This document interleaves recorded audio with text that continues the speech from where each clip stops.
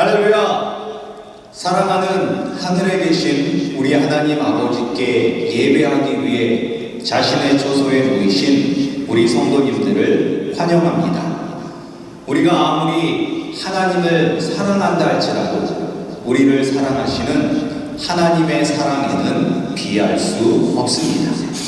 죽음도 생명도 천사도 하늘의 어떤 권세도 끊을 수 없는 하나님의 사랑을 맛보시는 예배가 되기를 간절히 바라며 우리 다 같이 하나님 아버지께 신령과 진정으로 예배하겠습니다.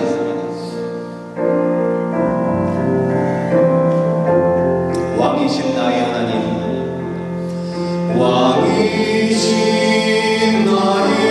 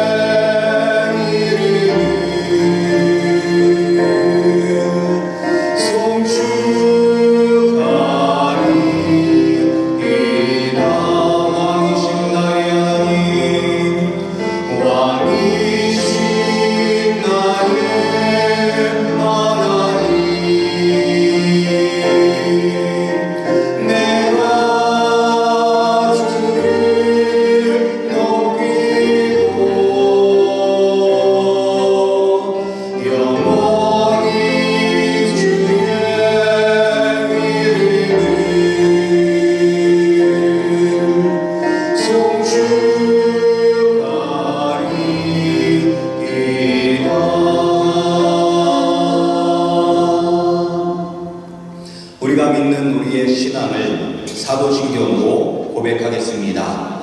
전능하사 천지를 만드신 하나님 아버지를 내가 믿사오며 그 외아들 우리 주 예수 그리스도를 믿사오니 이는 성령으로 잉태하사 동정녀 마리아에게 나시고 본디오 빌라도에게 고난을 받으사 십자가에 못 박혀 죽으시고 장사한 지 사흘 만에 죽은 자 가운데서 다시 살아나시며 하늘에 오르사 전능하신 하나님 우편에 앉아 계시다가 저리로서 산자와 죽은 자를 심판하러 오시리라. 성령을 믿사오며 거룩한 공예와 성도가 서로 교통하는 것과 죄를 사하여 주시는 것과 몸이 다시 사는 것과 영원히 사는 것을 믿사옵나이다. 아멘. 우리를 지켜주시고 우리에게 기쁨을 주시는 우리의 왕이신 주님께 우리 힘차게 찬양하겠습니다. 나와서 찬양해. 나와서 찬양해. 사랑을 주신 주 찬양해. 사랑의 우리 주님 생명 주셨네.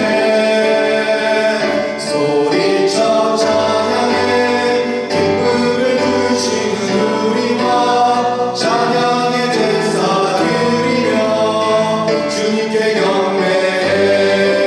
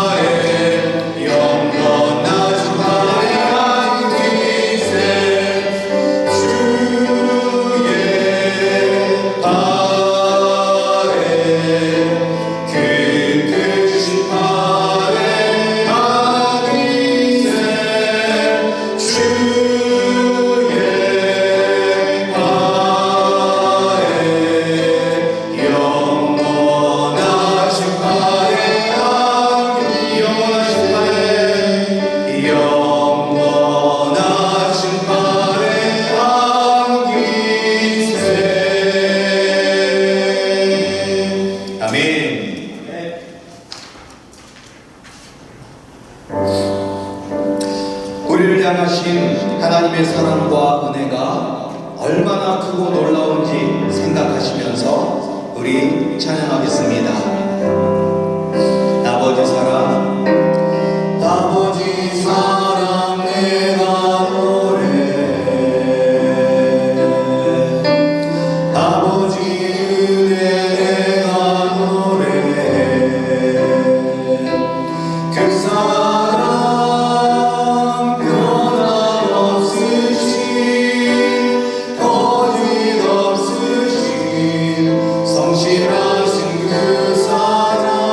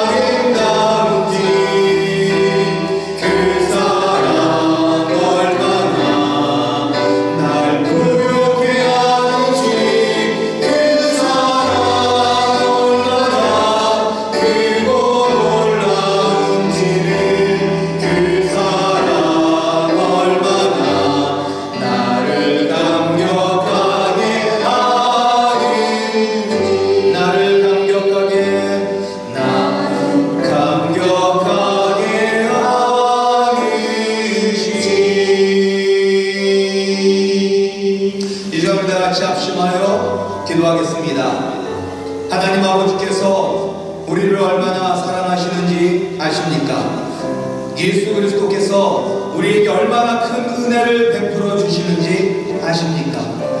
우리가 도저히 감당할 수 없는 사랑과 은혜를 베풀어 주고 계십니다. 그럼에도 우리가 연약해서, 우리가 하나님께 집중하지 못해서 깨닫지 못하고 누리지 못하는 것입니다.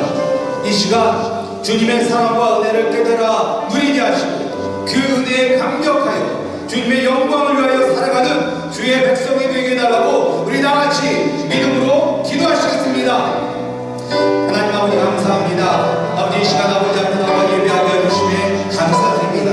하나님 아버지가 주님 앞에 예배할 때 하나님 아버지께서 우리를 얼마나 사랑하시는지 깨닫게 하여 주시옵소서. 우리를 위하여 십자가에 못 박혀 죽으시고 부활하신 예수 그리스도의 은혜가 얼마나 큰 놀라운지를 우리가 알게 하여 주시옵소서. 하나님 아버지가 깨닫지 못하고 우리가 경험하지 못한다 할지라도 성령 하나님께서 날마다 우리와 함께 하셔서 우리를 지금도 수호하여 주심을 하나님 아버지가 알게 하여 주시옵소서. 하나님 아버지 이 시간 우리의 영의 눈을 열어주시옵소서. 하나님 아버지 성령 하나님께 함께 하심을 깨닫게 하여 주시옵소서. 하나님 아버지가 영으로 기억하게 하여 주시옵소서. 하나님 아버지가 육으로 살지 않으나 영으로 살게 하여 주시옵소서. 하나님 아버지께서 우리를 얼마나 사랑하시고 예수님의 은혜를 얼마나 큰 놀라운지를 깨닫게 하여 주시옵소서. 하나님 아버지여 이 예배 가운데 우리의 그런 은혜와 사랑을 깨닫게 하여 주셔서 주님의 은혜와 사랑을 주님과 살게 하여 주시옵소서. 날마다 감격하게 하여 주셨고 감사하게 살아가게 하여 주시옵소서. 하나님 아버지가 주님의 영광을 위하여 살아가는 주의 백성들이 될 수 있도록 주여 우리를 축복하여 주시옵소서. 하나님의 말씀을 잘 가득하게 기억해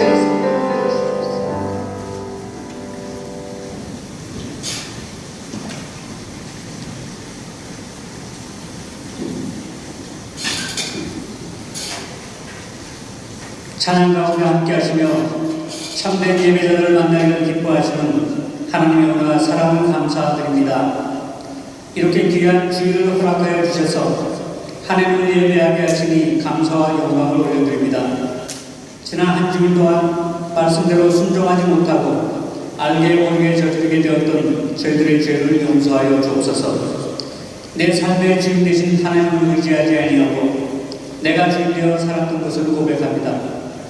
이 시간 예수님의 십자가의 거룩한 보혈로 용서하여 주옵시고 정결한 몸과 마음으로 새롭게 하여 주옵소서. 하나님의 은혜를 간구하며 나아싸우니 신령과 진리로 예배하게 하시고 하늘의 은혜와 사랑으로 충만한 예배가 되게 하여 주옵소서. 저희들이 오늘 드린 예배를 기뻐 받아주실 줄을 믿습니다. 코로나19로 인하여 고통받고 있는 이 세상을 위해 기도드립니다. 하나님의 의로와 사랑이 더욱 간절한 시대에 있음을 고백합니다. 코로나19가 더 이상 확산되지 않고 속히 종식될 수 있도록 주께서 은혜 베푸시고 불안한 사회 분위기 속에서 불신풍조로 백성들의 마음이 나뉘어지지 않게 하시고 서로 협력하며 함께 어려움을 극복하게 하시고 코로나19 사태로 인해 발생한 경제적인 어려움이 속히 회복되게 하시며 특별히 모든 기업들과 스몰 비즈니스 운영하는 분들을 보호하여 주옵소서. 코로나19의 어려움 가운데서도 그 풍랑을 잔잔케 하시는 하나님, 이 온 땅에 함께 하실 줄 믿습니다. 감염이 확진되어 격리나 입원 치료 중에 있는 분들, 또한 그들을 치료하고 있는 의료진들, 방역에 힘쓰고 있는 모든 주님의 종들을 지켜주옵시고 감당할 수 있는 지혜와 능력을 더하여 주옵소서. 그래 우리의 일상이었던 평화와 사랑을 진노의 공포 속에서 회복할 수 있도록 은혜 베풀어 주옵소서. 오늘 다리에 세우신 신성훈 목사님을 통해서 선포되는 하나님의 능력의 말씀을 의지하여 우리의 모든 것을 하나님께 내려놓는 저희들이 되게 하시고 저희들을 감싸고 있는 공포에서 자유케 되고 보호롭게 하옵소서. 미디어를 통하여 드리는 예배를 드리고 있지만 저희들의 믿음이 약해지지 않고 장애가 되지 않도록 저희의 마음과 생각을 굳세게 붙잡아 주옵소서. 어려운 가운데서 찬양으로 또 영상을 위하여 준비하는 섬기는 형제자매를 축복하여 주옵시고 주일학교를 위하여 수고하고 봉사하는 손길을 기억하시고 축복하여 주옵소서. 과테말라의 강순진 선교사님 도우시사 코로나19 사태로 인한 어려운 선교 상황 가운데서도 맡겨진 사람들에게 소망의 말씀을 전하게 하시고 그들을 섬기고 사랑할 때 하나님의 도구로 맡은 사역을 잘 감당할 수 있도록 함께하여 주옵소서.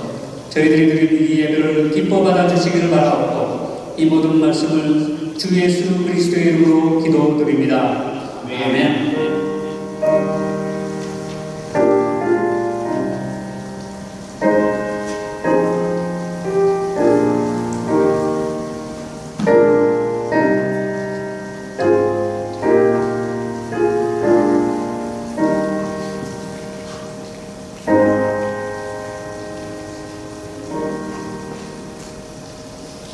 오늘 함께 보실 우리 하나님 말씀은 시편 119편 121절에서부터 128절까지 말씀입니다. 시편 119편 121절에서부터 128절까지 말씀입니다. 시편 119편 121절에서부터 우리 128절까지 말씀 우리 다 같이 한 목소리로 읽겠습니다. 내가 정의와 공의를 행하여 싸우니 나를 박해하는 자들에게 나를 넘기지 마옵소서. 주의 종을 보증하사 복을 얻게 하시고 교만한 자들이 나를 박해하지 못하게 하소서. 내 눈이 주의 구원과 주의 의로운 말씀을 사모하기에 피곤하니이다. 주의 인자하심대로 주의 종에게 행하사 내게 주의 율례들을 가르치소서. 나는 주의 종이오니 나를 깨닫게 하사 주의 증거들을 알게 하소서. 그들이 주의 법을 폐하여 싸우니 지금은 여호와께서 일하실 때니이다. 그러므로 내가 주의 계명들을 금 곧 순금보다 더 사랑하나이다. 그러므로 내가 범사의 모든 주의 법도들을 다르게 여기고 모든 거짓 행위를 미워하나이다. 아멘. 우리 말씀을 위하여 기도하겠습니다. 하나님 아버지 감사합니다. 이 시간 주님의 말씀을 듣습니다. 주님께서 은혜를 베풀어 주셔서 주님의 말씀을 들을 때에 그 말씀이 들려지게 하여 주셨고 그 말씀에 깨닫게 하여 주시고 또 그 말씀에 은혜 받게 하여 주시고 말씀대로 살게 하여 주시옵소서. 예수님 이름으로 기도드렸사옵나이다. 아멘. 오늘 우리가 읽은 이 시편 본문에서 시편 저자는 하나님이 직접 이 세상을 위해서 일하시길 간절히 바라고 있습니다. 시편 저자는 왜 하나님께서 친히 이 땅을 위해서 행동하기를 원하고 있는 것일까요? 지금 우리가 살고 있는 이 세상을 바라보면 지금 이때가 하나님이 친히 행동하셔야 하지 않는가라는 생각이 들기도 합니다. 전 세계적으로 코로나 바이러스에 걸린 사람이 2,100만 명이 넘었습니다. 그리고 사망자는 76만 명 이상입니다. 우리가 살고 있는 이 미국에서만 해도 500만 명이 넘는 사람들이 걸렸고 그 중에서 17만 명 이상의 사람이 목숨을 잃었습니다. 그리고 아직도 코로나 바이러스는 계속 진행되고 있습니다. 또한 우리가 항상 지구온난화로 폭염과 가뭄, 홍수 등의 이야기를 들어왔지만 특별히 올해는 다른 해와 다르게 기상이변으로 세계 곳곳이 몸살을 앓고 있습니다. 한국도 지난 6월부터 시작된 장마가 51일째 계속되었다고 합니다. 그리고 또 한국뿐만 아니라 중국과 일본도 태풍도 오지 않았음에도 불구하고 유례없는 장마로 큰 홍수 피해를 보았다고 합니다. 그뿐만 아니라 가장 추운 곳 하면 우리 머릿속에 떠오르는 시베리아 지역에서는 8만 년 만에 이상고온 현상의 산불 피해가 발생하였고 유럽에서는 불볕 더위가 계속되고 있다고 합니다. 그래서 이 기후 변화를 연구하는 교수님에 의하면 지금과 같은 기후 변화가 계속되면 40년 뒤에는 인류 문명의 붕괴가 올 수 있다고 이야기하기도 합니다. 이런 상황에서 하나님께서 직접 이 세상을 위해서 일하셔야 할 때가 아닌가 생각이 듭니다. 코로나 바이러스 백신이 언제 만들어질지 아무도 모르잖아요, 지금. 그래서 이때 하나님께서 은혜를 베풀어 주셔서 친히 역사하셔서 백신도 빨리 만들어지게 하시고 이 지구 온난화의 문제도 빨리 해결하셨으면 좋을 것 같습니다. 그러나 시편 저자가 하나님이 직접 일하셔야 할 때라고 이야기하는 것은 이런 전염병이나 기후변화 때문이 아닙니다.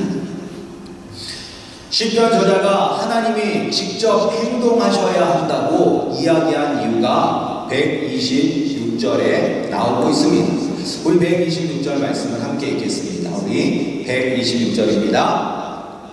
그들이 주의 법을 폐하여 싸우니 지금은 여호와께서 일하실 때니이다. 아멘. 지금 시편 저자가 하나님께서 직접 이 세상을 위해서 일하셔야 한다고 이야기하는 것은 하나님의 법을, 하나님의 약속을, 하나님의 말씀을 반대하고 이 하나님의 말씀을 무너뜨리려고 하는 사람들이 많기 때문입니다. 이런 사람들을 지금 참고 참다가 이제는 더 이상 참을 수 없기 때문에 하나님이 직접 하나님의 대적들을 심판하실 때라고 시편 저자는 부르짖고 있습니다. 그런데 시편 저자가 살던 시대뿐만 아니라 지금 이 순간에도 하나님의 법을 반대하고 하나님의 말씀을 무너뜨리려는 사람들이 있습니다.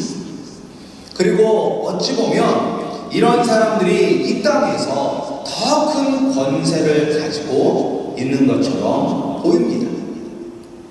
그래서 시편 저자는 하나님의 말씀대로 행동함에도 불구하고 이 사람이 그냥 세상 사람들과 똑같이 사는 게 아니에요. 이 사람은 하나님의 말씀대로 살았습니다. 그럼에도 불구하고 자신을 지켜달라고 하나님께 간청하고 있습니다. 이 부분이 121절, 122절 말씀입니다. 우리 121절, 122절 말씀을 함께 읽겠습니다. 내가 정의와 공의를 행하여 싸우니 나를 박해하는 자들에게 나를 넘기지 마옵소서. 주의 종을 보증하사 복을 얻게 하시고 교만한 자들이 나를 박해하지 못하게 하소서. 아멘. 오늘 이 말씀을 보면 지금 시편 이 저자는 핍박받는 것을 두려워하고 있습니다. 근데 이 사람은 왜 핍박을 받는 것일까요? 이 사람이 뭔가 사회에 심한 악이 되는 그런 악한 일을 했기 때문에 핍박을 받는 것이 아니라 옳은 일을 했기 때문에 핍박을 받고 있습니다. 이 사람은 지금 정의와 공의를 행하는 사람입니다. 정의와 공의는 무엇이냐면 어떤 사건이나 어떤 분쟁이 있을 때 어느 한쪽에 치우치지 않고 공정하고 공평하게 분쟁을 해결하는 것입니다. 그리고 어떤 일을 할 때 아무 기준 없이 자기의 생각대로 자기의 감정대로 아니면 주위의 압력에 의해서 일을 처리하는 것이 아니라 하나님의 말씀이라는 이 정확한 근거, 기준을 가지고서 일을 처리하는 사람입니다.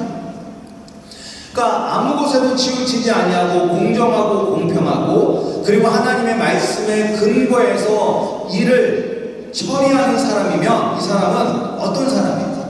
이 사람은 칭찬받아 마땅한 훌륭한 사람입니다. 우리가 이제 국회의원이 되거나 아니면 대통령 선거를 할 때 대통령이 되고자 하는 그런 후보들이 다 하는 말이 무엇입니까? 이렇게 공정한 사회, 공평한 사회를 이야기합니다. 정의와 공의가 흐르는 사회를 만들겠다라고 이야기를 합니다. 그런데 현실은 어떻습니까? 현실은 공정하고 공평한 사회를 만들려고 애쓰는 사람들이 더 많은 핍박을 받는 그런 사회입니다. 근데 우리가 공정하고 공평하게 살려고 애를 쓰면 우리가 누구로부터 핍박을 받냐면 오늘 말씀을 보면 교만한 사람들에게 핍박을 받는다라고 이야기를 합니다. 교만한 사람. 그런데 이제 이 교만한 사람은 어떤 사람이 교만한 사람이냐면 신체적으로, 육체적으로, 경제적으로 그리고 정치적으로 연약한 사람들을 불공평하게 다루면서 피해를 주는 사람입니다. 그러니까 교만한 사람들은 보통 다른 사람들보다 무엇인가를 더 많이 가지고 있어요. 더 많은 재물을 가지고 있든지 아니면 더 높은 학벌을 가지고 있든지 아니면 더 큰 권력을 가지고 있든지 그런 사람들입니다. 그러니까 이런 사람들은 자신이 가지고 있는 것을 지키기 위해서 그리고 더 많은 것을 가지기 위해서 연약한 사람들을 핍박합니다.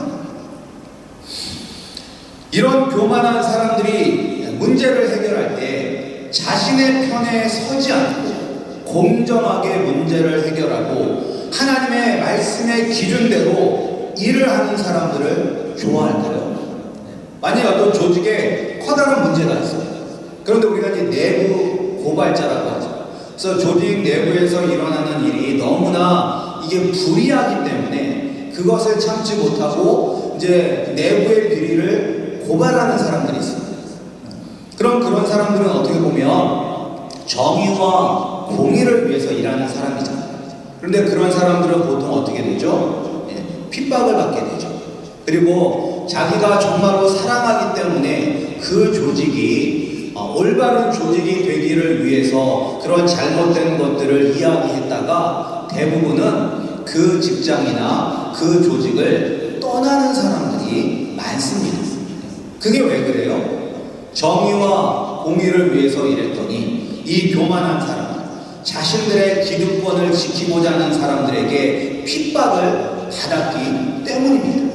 그래서 우리가 정말로 어디에도 치우치지 아니하고 하나님의 말씀을 기준으로 삼아서 정의와 공의를 행하려고 하면 많은 사람들에게 눈에 가시처럼 여김을 받게 되고 불이익을 받게 되는 경우가 많습니다.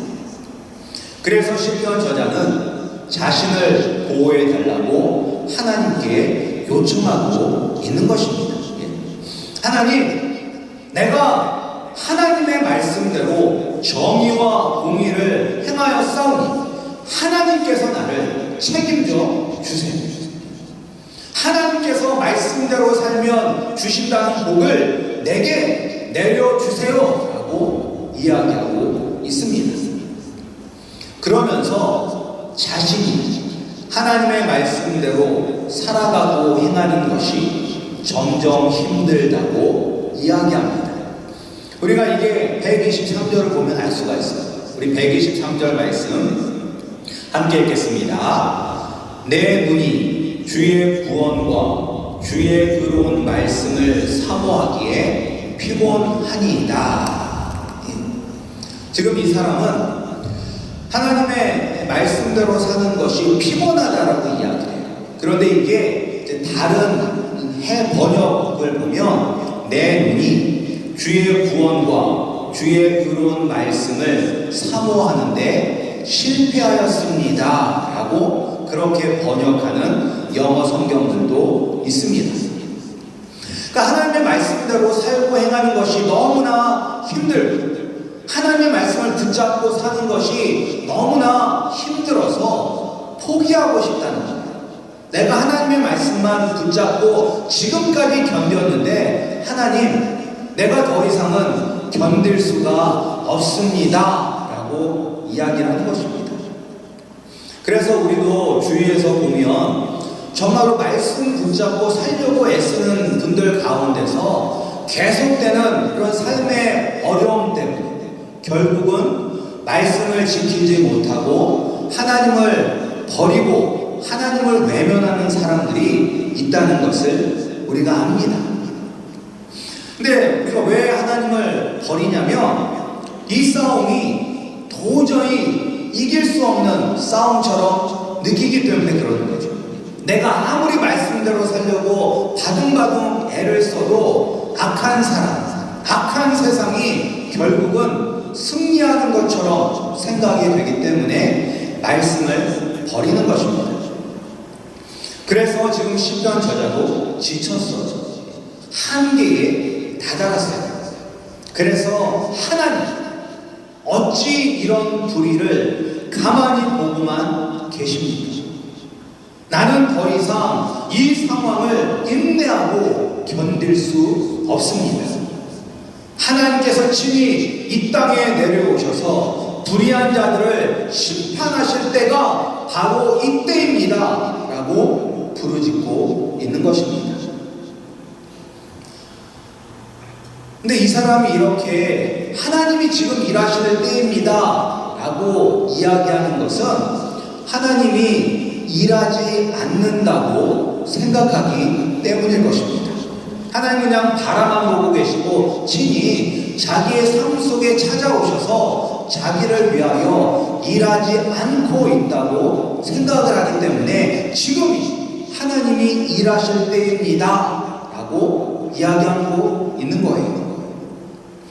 그런데 하나님은 정말 일하지 않고 계시는 것일까? 그렇지 않습니다. 하나님은 항상 쉬지 않고 일하고 계십니다. 하나님은 졸지도 아니하시고 주무시지도 아니하십니다. 날마다 매 순간마다 우리와 함께 하십니다. 이것을 보여주시기 위해서 예수님이 이 땅에 오셨습니다. 마태복음 1장에 보면 이제 천사가 이 예수님의 아버지인 요셉에게 나타나서 예수님의 탄생을 미리 알려줍니다. 이제 아들을 낳을 것인데 그 아들의 이름을 예수로 하라라고 천사가 이야기합니다. 그러면서 천사가 계속해서 이야기하죠. 이 모든 일들은 선지자로 하신 말씀을 이루려 함이라 라고 하면서 이사야서 7장 14절 말씀을 이야기합니다. 보라, 처녀가 잉태하여 아들을 낳을 것이요 그의 이름은 임마누엘이라 하리라 하셨으니 이를 번역한즉 하나님이 우리와 함께 계시다 함이라. 예수님이 이 땅에 오신 것은 하나님이 항상 우리와 함께 하신다는 것을 우리의 눈으로 볼 수 있도록 보여주신 것입니다. 하나님은 이 세상을 창조하시고 아담과 하와를 만드심으로 역사가 시작된 이후로 오늘날까지 항상 우리와 함께 하십니다. 그리고 우리를 위해서 일하고 계십니다. 근데 우리가 이 사실을 알기 위해서 우리가 해야 할 일이 있어요. 그것은 주님의 말씀을 알아야 합니다. 주님이 죽을 것 같은 이 상황 속에서도 우리를 위하여 일하고 계신다는 것을 우리가 언제 알 수 있느냐? 말씀을 듣고 읽고 그리고 그 말씀을 깨달을 때 알 수 있습니다. 우리가 그냥 말씀을 읽는 게 아니라 말씀을 읽으면서 그 말씀의 은혜를 받고 그리고 그 말씀이 깨달아지게 되면 왜 이런 어려움이 나에게 왔는지, 왜 이런 아픔이, 이런 고난이 나에게 일어나는지 알 수 있게 됩니다. 그리고 때로는 우리가 내 아픔과 고난의 이유를 알 수 없고 악인이 잘 되고 승리하는 것처럼 보이지만 반드시 하나님은 악인을 심판하시고 주의 말씀이 승리한다는 것을 우리가 굳건히 믿고 담대히 나아갈 수 있습니다. 하나님이 쉬지 않고 일하시는 것을 우리가 어떻게 알 수 있냐면 우리가 이제 사도 바울을 보면 알 수가 있습니다. 그 사도 바울은 3번에 걸쳐서 전도 여행을 하였습니다. 근데 그 단 3번의 전도 여행을 통해서 복음이 온 세상에 폭발적으로 확산되는 것을 우리가 사도행전을 보면 알 수 있습니다. 그런데 어떻게 그렇게 짧은 시기에 복음이 세상 곳곳에 퍼질 수 있을까요? 뭐 오늘날처럼 인터넷이 있는 것도 아니고 뭐 셀폰이 있는 것도 아니고 뭐 고속도로가 깔려 있는 것도 아니고 뭐 전철이나 기차가 다니는 것도 아니고 다 걸어서 다녀야 되는 그런 시대인데 어떻게 그렇게 예수 그리스도의 복음이 로마 전 지역에 그렇게 확산될 수가 있었던 것입니다. 그것은 신구약 중간기라고 보통 이야기하는 침묵 시대에 하나님이 일하셨기 때문입니다.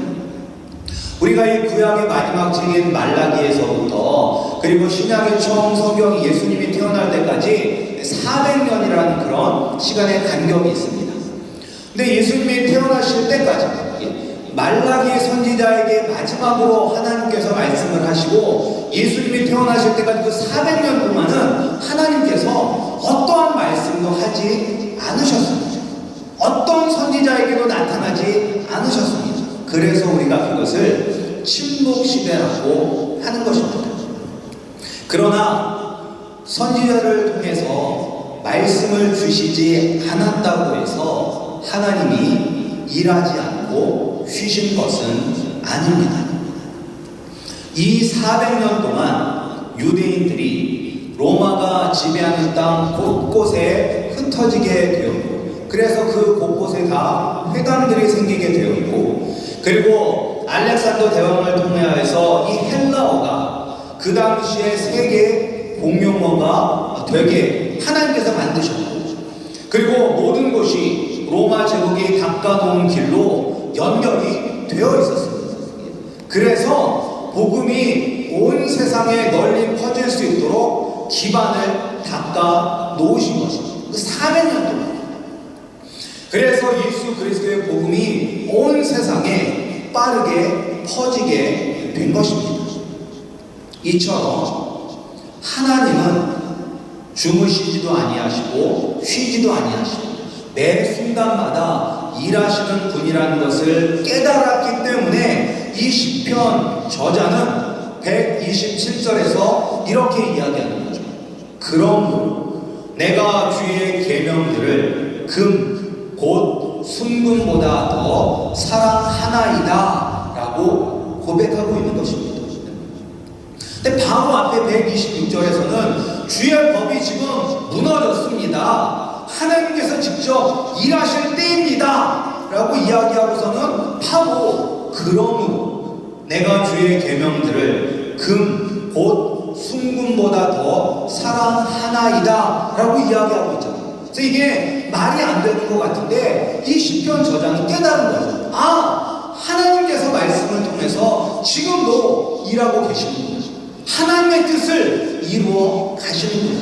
따라서 주님의 말씀이 금, 곧 순금보다도 더 귀하기 때문에 내가 주님의 말씀을 사랑합니다 라고 고백하고 있는 것입니다. 우리가 어떤 문제를 만나도 말씀을 의지하면 이길 수 있고 어떤 상황 속에서도 말씀과 함께하면 감사하고 행복할 수 있기 때문에 우리도 주님, 주의 말씀이 순금보다 더 귀합니다. 내가 주님의 말씀을 더 사랑합니다라고 우리도 고백할 수 있는 것입니다. 온 세상의 왕이시고 온 우주의 왕이신 예수님과 동행하시기 바랍니다. 귀신을 쫓아내시고 병든 자를 고쳐주시고 죽은 자를 살리시고 고아와 과부를 불쌍히 여기시고 떡 5개와 물고기 2마리로 5,000명을 먹이시고 12 광줄이나 남기시는 예수님. 자신의 생명으로 죄와 죽음의 권세에서 우리를 구원하신 이 예수님과 우리가 동행하면 두려울 것이 무엇이 있겠습니까?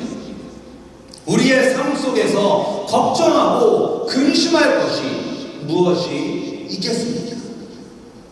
예수님과 동행하시기 바랍니다. 예수님이 지금도 우리를 위해서 일하시는 것을 깨달으시기 바랍니다. 그러기 위해서 우리도 말씀과 함께해야 합니다. 말씀을 떠나서는 안 됩니다. 요한복음 6장에 보면 예수님의 말씀이 예수님이 다 비유로 말씀을 하시잖아요. 그러니까 비유로 말씀을 하시니까 예수님의 말씀을 알아듣기가 참 어려워요. 그래서 많은 사람들이 예수님을 떠났습니다. 그때 예수님께서 12 제자에게 묻습니다. 너희들도 떠나겠느냐? 그러자 베드로가 이야기합니다. 영생의 말씀이 주께 있사오니 우리가 누구에게로 가오리이까? 영생의 말씀이 주께 있는데 우리가 누구를 따라가고 누구를 의지하겠습니까? 우리가 의지할 분은 오직 예수 그리스도입니다 라고 고백하는 것입니다.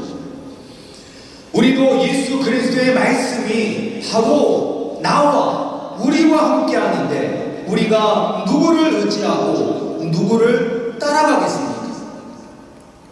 금, 곧 순금보다 더 귀하고 소중한 주님의 말씀을 붙잡고 살아야 합니다.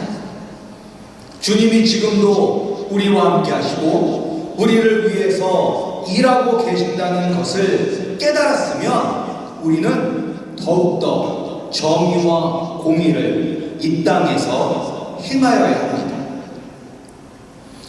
우리가 사람들 사이에서 문제가 일어났을 때 공정하고 공평하게 일을 처리해야 합니다.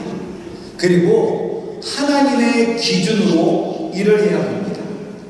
나랑 친하다고 더 잘해주고 나랑 사이가 안 좋다고 해서 불이익을 주는 그런 행동을 해서는 안 되는 것입니다. 그래서 이 시편 저자가 마지막에 뭐라고 이야기해요? 모든 거짓 행위를 미워한다라고 이야기하죠. 모든 거짓 행위. 우리는 하나님의 종입니다. 하나님이 지금도 우리 가운데 일하시고 계십니다. 자신의 종들을 통해서 일하고 계십니다. 우리가 예수 그리스도를 나의 구세주로 고백하였다면 우리는 주의 종들입니다. 주의 종은 주인의 명령에 순종해야 합니다. 복종해야 합니다. 예수님을 떠났던 사람들은 잊혀졌지만 예수님을 끝까지 붙들었던 그 12 사도들은 하나님의 나라를 위하여 크게 쓰임받는 사람들이 되었습니다. 말씀을 붙잡고 나가면 우리도 이 땅에서 빛과 소금을 발할 수 있는 그런 주의 백성들이 될 수 있습니다. 우리 아름다운 교회 성도님들이 말씀을 깨달아서 하나님이 지금도 하나님의 뜻을 이루기 위해서 하나님의 나라를 이 땅에 이루기 위해서 일하심을 깨달아 그 일에 쓰임을 받는 주의 종이 되기를 소원합니다. 주님의 말씀과 동행함으로 이 세상에 교만한 자들을 두려워하지 않고 하나님의 정의와 공의를 행하시는 귀한 주의 종들이 되기를 주님의 이름으로 축복합니다. 우리 기도하시겠습니다. 하나님 아버지, 때로는 하나님이 일하지 않는 것처럼 느껴질 때가 있습니다. 그러나 하나님은 쉬지 않고 지금도 일하고 계십니다. 우리가 말씀을 깨닫게 되어 주님의 일하심을 알게 하시고 우리가 또한 주님의 일을 이루어가는 주의 종이 되게 하여 주시옵소서. 또한 주의 말씀이 우리와 함께한다는 것을 깨달아 어떤 것도 두려워하지 않고 승리하게 하여 주시옵소서. 예수님 이름으로 기도드립니다. 아멘. 우리 다 같이 찬송가 429장 찬송하시면서 우리 준비하신 예물 드리겠습니다. 세상 모든 풍파 나를 흔들어 약한 마음 낙심하게 될 때에 내려주신 주의 복을 세어라. 주의 크신 복을 내가 알리라. 받은 복을 세어 보아라. 크신 복을 내가 알리라.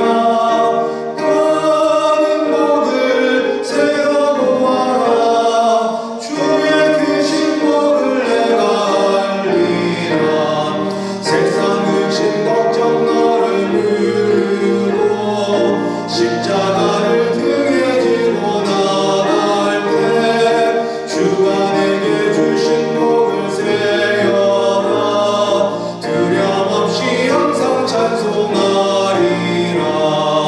받은 복을 세어 보아라. 크신 복을 내가 알리라. 받은 복을 세어 보아라. 주의 크신 복을 내가 알리라. 세상 권세 너희 앞길 나를 때 주만 믿고 낙심하지 말아라. 천사들이 너를 보호하리니 염려 없이 앞만 보고 나가라. 받은 복을 세어 보아라. 크신 복을 내가 알리라. 받은 복을 세어 보아라. 주의 크신 복을 내가 알리라. 하나님 아버지 감사합니다. 아버지께서 은혜를 베풀어 주셔서 아버지 앞에 나와 예배드리게 하시고 또한 준비한 예물을 아버지께 드리게 하여 주심에 감사드립니다. 하나님, 우리가 아버지 앞에 예물을 드릴 때 주님께서 우리를 얼마나 사랑하시고 지금도 우리를 위하여 일하고 계신다는 것을 깨닫게 하여 주시어서 감사하는 마음으로 아버지께 드리게 하여 주시옵소서. 또한 그 드린 손길 위에 축복하여 주셔서 30배, 60배, 100배의 풍성한 열매를 맺게 하여 주셔서 우리가 물질 때문에 어려움 겪지 않게 하여 주셨고 오히려 더 힘들고 어려운 사람들을 마음껏 도울 수 있도록 축복하여 주시옵소서. 아멘. 하나님, 또한 이 드려진 예물이 하나님의 나라와 영광을 위하여 사용되게 하여 주시옵소서. 지금은 우리 주 예수 그리스도의 은혜와 하나님 아버지의 무한하신 사랑하심과 성령의 교통하심, 말씀을 깨달아서 지금도 아버지께서 우리를 위하여 일하고 계신다는 것을 깨달아서 이 땅에서 정의와 공의를 행하는 그리스도인이 되기를 소원하는 우리 아름다운 교회 성도님들의 머리 위에, 우리의 자녀들의 머리 위에 지금부터 영원히 함께 있을지어다. 아멘.